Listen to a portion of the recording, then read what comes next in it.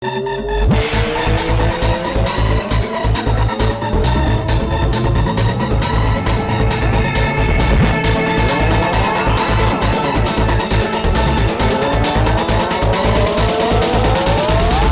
पद में वाद अचण ऐं बिजली जी अख बूट माण्हुनि जूं मतियूं मुंझाए छॾियूं आहिनि।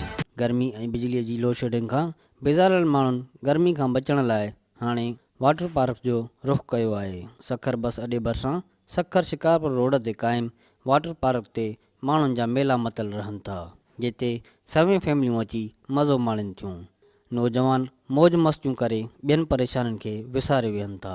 वाटर पार्क ते आयल नौजवाननि सिंध टीवी न्यूज़ सां ॻाल्हाईंदे चयो त गर्मीअ जे असर खे घटाइण लाइ हिते आया आहियूं। लोड शेडिंग वधी आहे, गर्मी भी घणी आहे, इन करे जेको असां हिते पाणीअ जो मज़ो वठण आया आहियूं, इंजॉय करण आया आहियूं। 3 ॾींहं थिया बिजली न आहे, असां इंजॉय करण आया आहियूं। 24 कलाक बिजली न आहे, 3 ॾींहं टासन ख़राब थी आहे, असांखे 3 कलाक हिते थी ॾाढो मज़ो आयो। दोस्तनि सां इंजॉय कई आहे, ॿिया नवां दोस्त मिलिया आहिनि। सॼी सिंध में लोड शेडिंग जो वॾो बहिरान लॻो पियो आहे। हिते वाटर पार्क में गर्मीअ खां बचण लाइ आया आहियूं, पंहिंजे दोस्तनि खे वठी करे। बिजली न आहे, बिजली जे न हुजण जे करे दोस्तनि गैदरिंग करे असां हिते आया आहियूं।